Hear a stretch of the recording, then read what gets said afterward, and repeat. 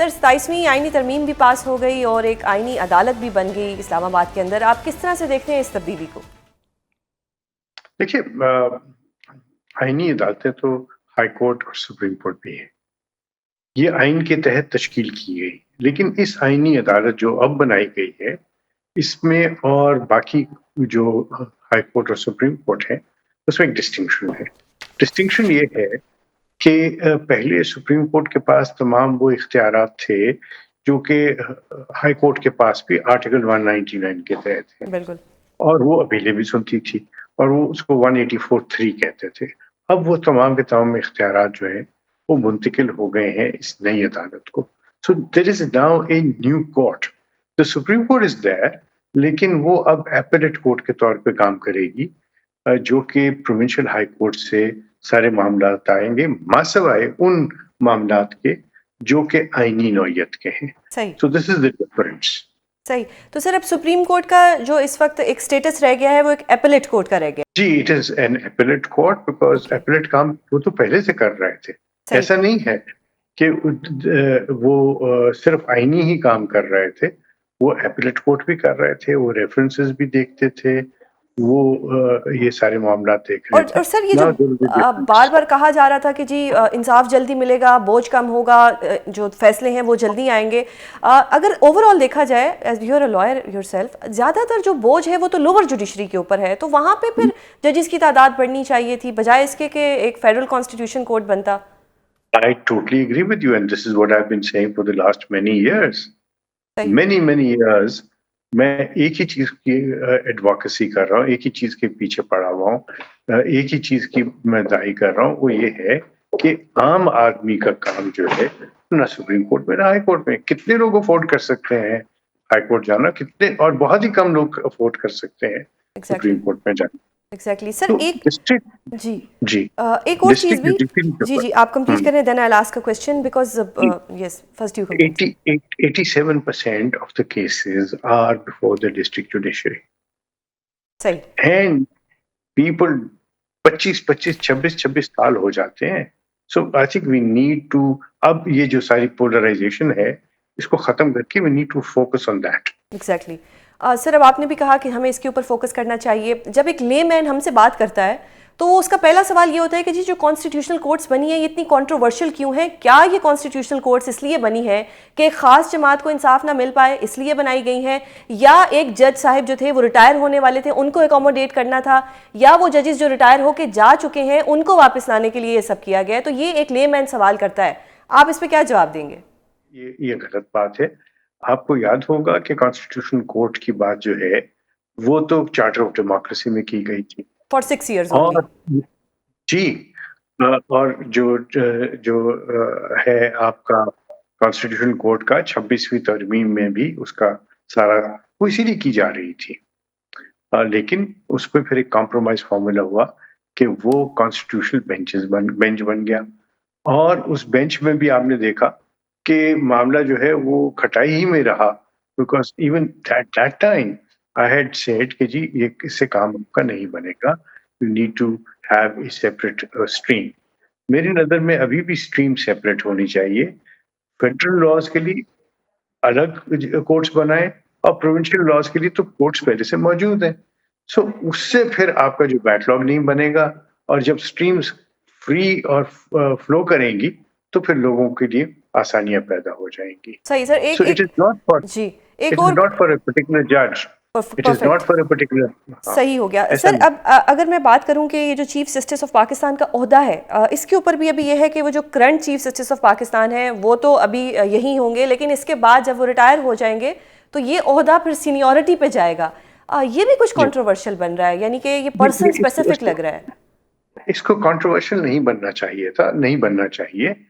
देखिए, जब आप एक फेडरल सुप्रीम कोर्ट बना देंगे या फेडरल कॉन्स्टिट्यूशन कोर्ट बना दें जिसकी स्ट्रीम ही अलग हो, और एक सुप्रीम कोर्ट ऑफ पाकिस्तान हो जिसकी स्ट्रीम अलग हो, और वो प्रोविंसेस से सुने, प्रोविंशियल मामला सुने, तो फिर 2 चीफ जस्टिस हो सकते हैं।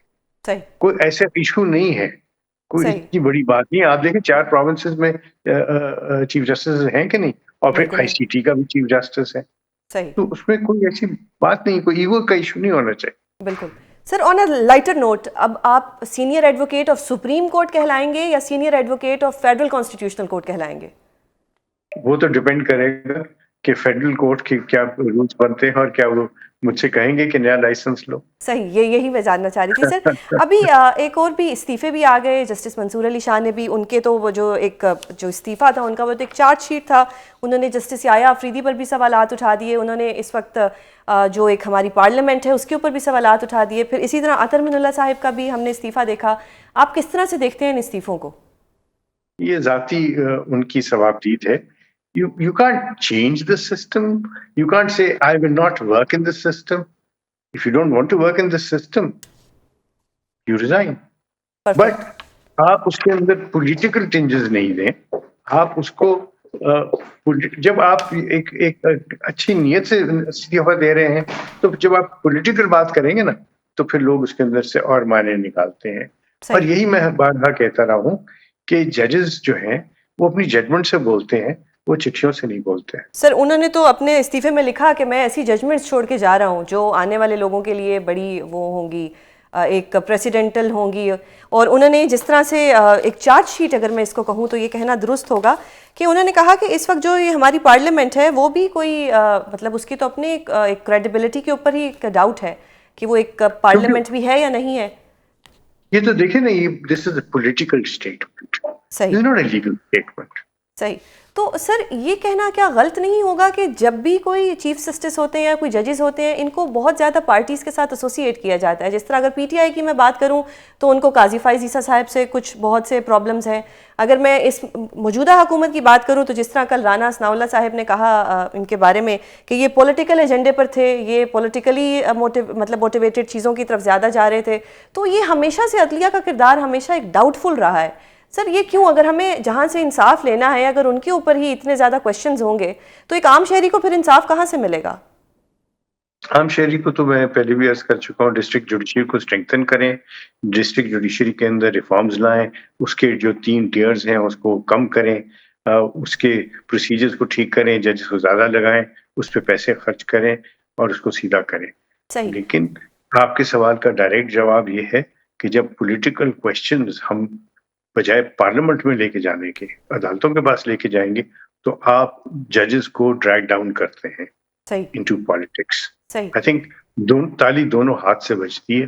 बिल्कुल। They also brought themselves down to politics, and instead of answering those questions, the parliament just threw the ball in their court. सही। सर मज़ीद इस्तीफ़े आने की बात भी हो रही है, इस्लामाबाद हाई कोर्ट के भी कुछ जजेस के बारे में एक प्रिडिक्शन दी जा रही है कि मज़ीद इस्तीफ़े आएंगे, जब ट्रांसफ़र का एक मामला जब शुरू होगा तो मज़ीद इस्तीफ़े भी आएंगे।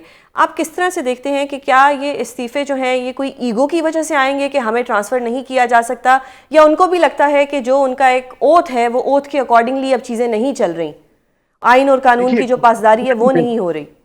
नहीं, ओथ एक जमूद का नाम नहीं है। ओथ आप लेते हैं टू प्रोटेक्ट द कॉन्स्टिट्यूशन।